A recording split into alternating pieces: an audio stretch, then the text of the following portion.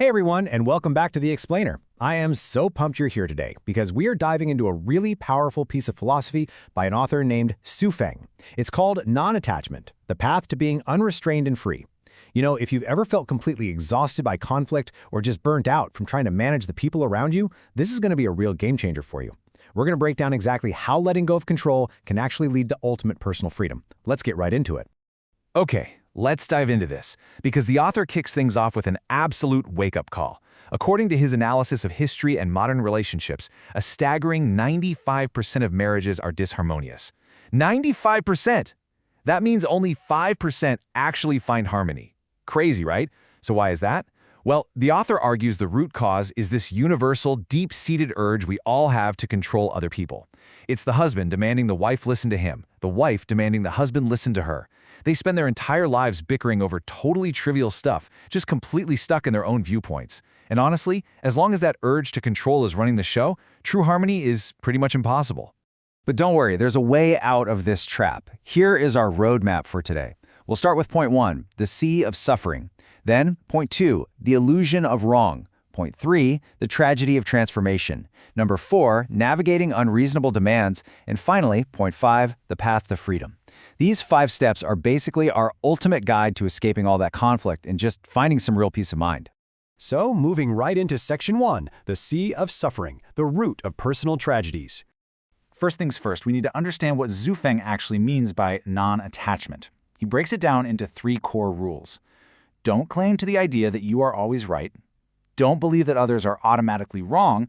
And this is the big one. Do not force others to speak or act the way you want them to. Now, the flip side of this, attachment. The author calls attachment a sea of suffering because clinging so desperately to your own opinions is literally the fuse for almost all conflicts between individuals, within society, even with nature itself. It's basically the yeast that breeds personal tragedies. That brings us to Section 2, the illusion of wrong, where we really need a major shift in perspective. And this brilliantly illustrates exactly why judging others is so incredibly flawed. Think about it. Imagine trying to analyze a cat's behavior and consciousness, but you're doing it entirely from a dog's perspective. It's impossible, right? You're never going to reach a valid conclusion because you're projecting your own reality onto a completely different creature. The text takes this idea even further. Think about mice digging holes and stealing grain. Are they wrong? No. Wolves eating sheep? Not wrong. What about most everyday people spending their whole lives trying to earn money? Also not wrong. Everybody has their own origins and their own destinations. Honestly, if they didn't act that way, they just wouldn't be themselves. The author points out that unless you are actually standing in someone else's shoes, you'll never truly understand why they do what they do. They're literally just following their own nature. It gets super interesting when we look at everyday human viewpoints. Say an ordinary person looks at a highly worldly or ambitious person, they might think, wow, that person is so short-sighted and petty. But wait, flip it around. The worldly person looks right back at the ordinary person and thinks, wow, they are totally unrealistic. So, who's right and who's wrong? Well, the answer is neither. What we perceive as wrong is really just a difference in our vantage point. A sage might think celestial beings are illogical, while celestial beings think the sage is rigid. It's all relative. All right, moving to Section 3, the tragedy of transformation and the futility of control. I absolutely love the imagery used here. The text argues that trying to force a transformation on someone else is one of life's great tragedies. It is exactly like trying to turn a cabbage into a radish.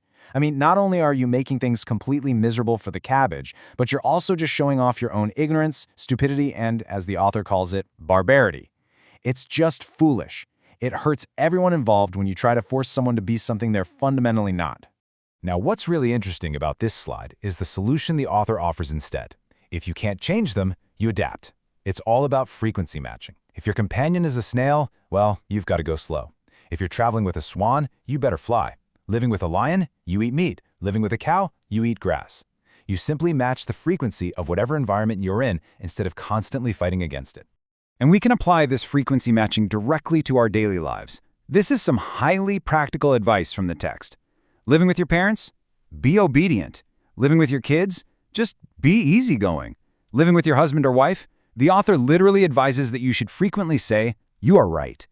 And with siblings or friends, tell them, "You are amazing." Seriously, it's all about letting go of that exhausting need to constantly correct people. Just match their energy positively and watch the peace roll in. But hey, what happens when it's the other way around? Let's check out Section 4, Navigating Unreasonable Demands and Breaking Free. So what do you do when you are the one being controlled? How do you break free when a parent, a boss, or maybe even a president is making demands that go totally against your will? That causes a ton of distress, right? Being forced to comply with something unreasonable is a deeply trapped feeling we can all relate to. Well, the text gives us some very specific, tactical steps to handle authority. First, if a boss gives you a totally unreasonable demand, you push the consequences right back up. The one giving the orders bears the responsibility, period. Second, and I think this is brilliant, be flexible on the surface. The author uses this great metaphor of being forced to shoot a gun. You can comply by holding the weapon, sure, but you intentionally lift the muzzle by an inch so you completely miss the target. Then you just say, "Oh man, my aim is terrible." You avoid doing actual harm while appearing to comply. And third, for the trivial stuff, just play along. If it doesn't really hurt you, just make the other person happy and keep the peace. Now hang on, because there is a very strict boundary here. When it comes to matters of principle, things that actually concern your future and your core integrity, you never compromise. Never. If you cave on the things that fundamentally define who you are, it will ruin you. The text warns that one false step brings everlasting grief. So on these big things, you absolutely hold your ground. Which brings us to a really tough question. What if you see your loved ones making terrible, destructive choices, heading straight to hell, so to speak, and they flat out refuse to listen to you? It's so painful. How on earth do you practice non-attachment then? Lifechanyuan lays out a very clear three-step process for exactly this scenario. Step 1. You absolutely do your best to express your views clearly. You don't just sit there in silence. Step 2. You step back and leave the final decision entirely up to them. It's their choice to listen or not. And Step 3. Do not be attached and do not force them. Everyone has their own path. You do what you need to do to warn them, but how they act, that's their business, not yours. You have to resist falling back into that trap of trying to control them. And that brings us perfectly to our final part today, Section 5, the path to freedom and resonating on the same frequency. So how should we ideally live? The text drops this really fascinating piece of advice. Speak human language with people, speak ghost language with ghosts, and celestial language with celestial beings. Basically, adapt to whoever is in front of you. But the ultimate takeaway? The absolute best, most comfortable way to live is to find the people who naturally resonate on your exact same frequency. Stop spending your whole life trying to force puzzle pieces together that just don't fit. Find your people. Let's wrap up with this incredibly powerful quote. Strive to live your own life and let others live theirs. Just don't cling to it all. When we finally drop that exhausting need to always be right and that endless urge to reshape everyone around us, we actually step into true freedom. So I'll leave you with this.